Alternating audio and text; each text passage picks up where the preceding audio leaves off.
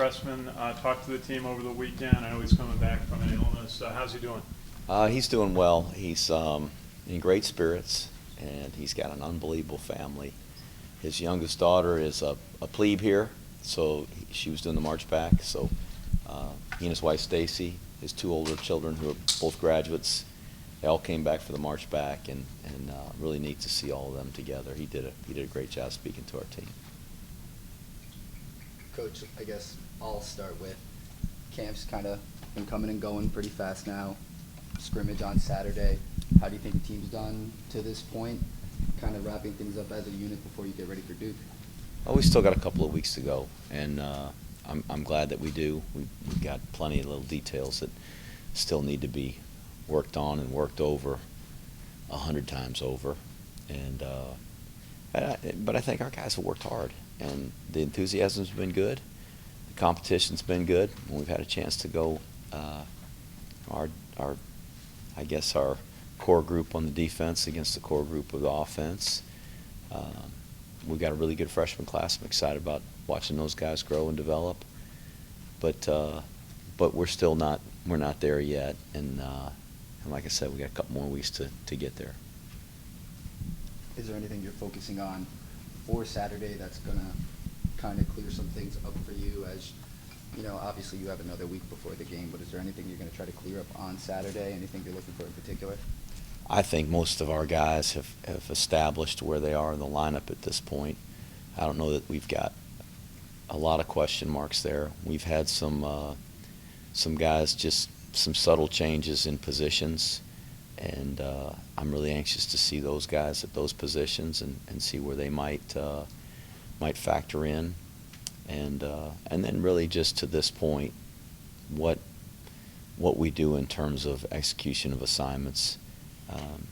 We're gonna scout it, so it's not none of the scrimmage on Saturday is going to be our starting offense and our starting defense or our twos and twos. It's all going to be scouted, which will be a challenge for the scouts. They've only been doing it this week, and so there's likely to be some mishaps and those kinds of things, which those are a little frustrating because I'm not sure we're getting better when those happen. But it will be good for us to at least have our defense and offense preparing for a game-like situation against Duke. To build off that, so obviously a lot of the older guys aren't going to play, well, most of them, or at least the veterans. Are you looking for them to be supportive, lead on the sideline, kind of lead by example, even though they're not in the game? I mean, oh no, we're going to play our starting offense against our scout defense as if it were a game, and so we'll have the sidelines split, where we've got the scouts on one sideline and the I guess a little bit larger group than our travel squad on the other sideline, and try to play a game, and I think that gives us the chance to have those game-like situations. And then at the end of the scrimmage, we'll do like we did last Saturday and have all of our rookies go in there and they'll run our offense against our defense, which will be good work for them too. Can you talk a little bit about the senior class and, talking to the underclassmen, mostly junior class, about what they've been, we talked about what they had to endure their freshman year, and now they have two winning seasons, now entering their final year with a lot to accomplish still. Can you talk about what they've meant to the program so far? They're just an extension of what started a couple years ago, and that senior class and the determination they had to get us over the hump and get us to a bowl game and a winning record and beating our arch rival. So it really started there, and last year's group of seniors and last year's team continued that and improved the record. And I think the challenge for these guys is just to improve as a team, get better. And the records are a result of what we do in terms of preparation, our effort, just the execution of the plan every week. And that's where I challenge our guys, is to do that. Whatever the result is, that's a byproduct of what we've done in terms of executing the plan. So we really coach our guys to follow what we're asking them to do, what they know and believe in, as a plan for victory, and to work hard and play hard and take great pride in the little things. And I think we'll get the results we want if we do that. So I'm excited for the senior class and the fact that they do have a chance to lead their team to a third straight bowl game. The opportunity's out there, but it's going to take a tremendous effort for us to do that. But it would be the first time in school history, and I know it would be a great source of pride for that class. I guess I can't ask you then about, you had 10 wins last year. We talked about what's next for this program. Has the word undefeated been mentioned a lot in this camp, or? Once a week. That's all we want to do is go undefeated once a week. And that's it's silly to talk about that. I mean, some of those games are months away. We got one game we're concerned with. That's the Duke game, and we're going to try to do our very best to win that game. And then when that one's done, we'll get prepared and try to win the next one. And that's all we can do at this point. And I think our guys realize and are bought into that philosophy.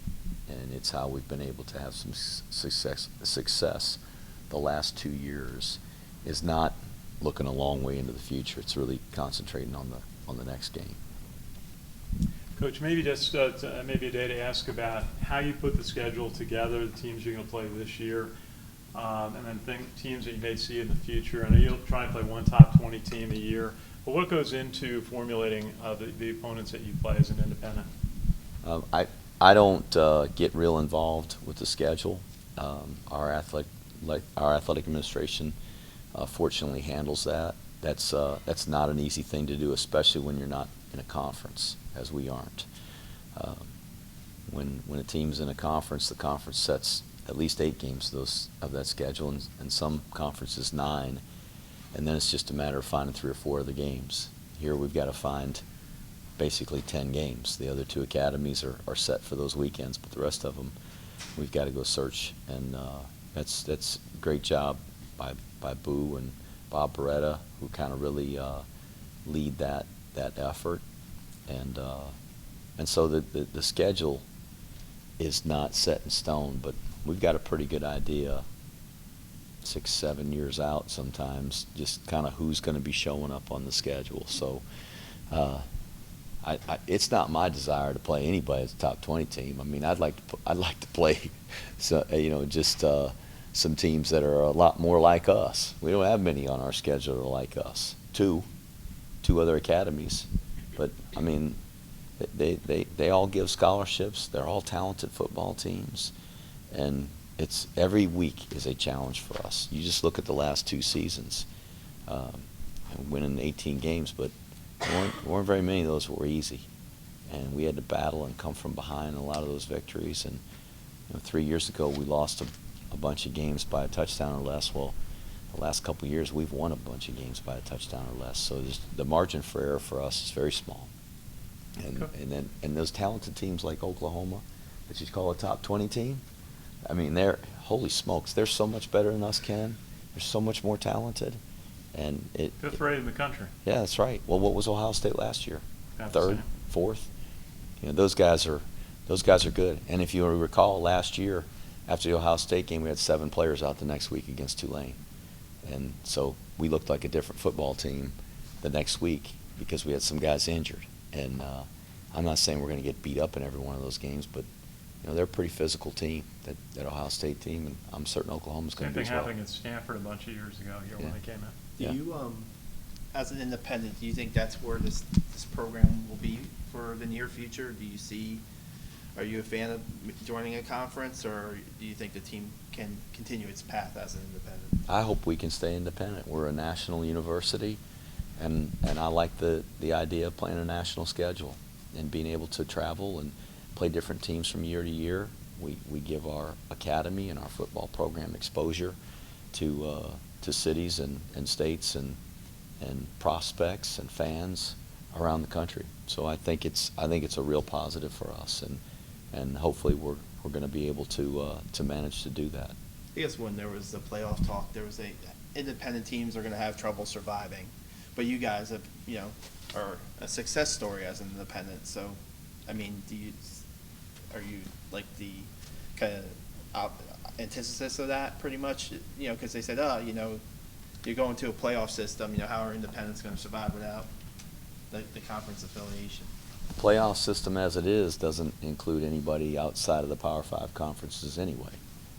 And there's, I mean, Central Florida went undefeated last year. You can't do better than that. And they didn't get in the playoffs. So I don't anticipate that if it remains a 14 playoff, that anybody outside the Power 5 leagues are going to get in. So that's not something I even consider or worry about. And what I'm hoping we can do is continue to have sustained success here. And that's not something that really even needs to be discussed, a playoff and getting into those things. That's for other people to consider. What we need to consider is trying to go 1-0 every week, beating our academy rivals so we can win the Commander-in-Chief's trophy. That's the championship we're after. And if the playoff system ever expands, my feeling is that if you win enough games and they think you're good enough, they're going to invite you into the playoff. And if they don't, they won't. Coach, maybe just ask you about the trip to the White House and the Pentagon in May. Did that kind of help establish a standard for your younger players that they want to go back there, they want to receive that invitation again next year? I hope so. I think hoisting that trophy in the snow in December was the feeling that they want to have. That's when it's raw and fresh and really fun, and just it's an honor to be invited to go to the White House to receive the trophy. But that's months after it happened, and frankly, I wish it could happen the next day so we could put it behind us, because I'm tired of talking about it, and what we did last year has nothing to do with this team. This team's going to have to earn every victory on their own. If we're going to get that trophy back and take another trip, it's going to be because of what we do this year, not because of what was done last year. We're going to do some breakout sessions. Sally and I usually talk. You want me to stay right here?